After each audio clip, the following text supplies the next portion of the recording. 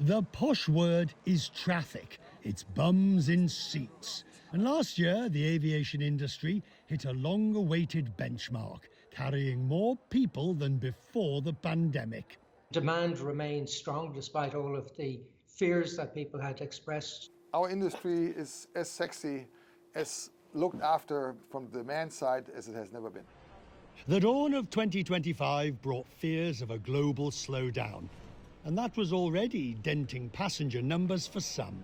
We're already seeing the downturn in passenger volume between Trans-Pacific and also to Europe. As global uncertainty got worse, the need to do deals was greater than ever. Hawaiian teamed up with Alaska. Korean Air finally acquired Aviation. It only took 4.5 years. I'm confident we'll be through it by end of the year. I'm not going to let go. Now we've become one family. SAS began the process of joining Air France-KLM. And ITA is on the road, fully to becoming Lufthansa's newest family member. Star Alliance gained ITA and lost SAS to SkyTeam. It's clear why we made this change. It's very clear, I think, that it's also working very well for us. The industry continued its proud tradition of technological firsts. Iberia made history, making the first passenger flight in an Airbus A321 XLR. It allows routes that were impossible to reach with former generation of narrow-body aircraft.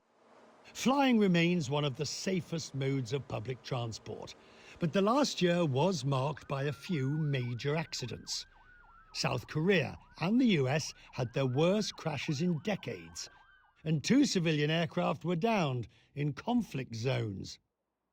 Infrastructure was also a source of tension and worry, as radar and radio failures at Newark impacted flights for weeks.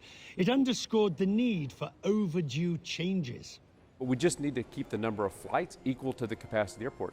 At Heathrow, it was a power blowout that disrupted travel around the globe. I think we have a model in Heathrow that we need to change. We were saying that before this incident. Today, uncertainty weighs heavily on the entire industry. Supply chain clogs and the threat of tariffs are having a real impact. In all of this, we must not forget the one thing this industry is all about: resilience.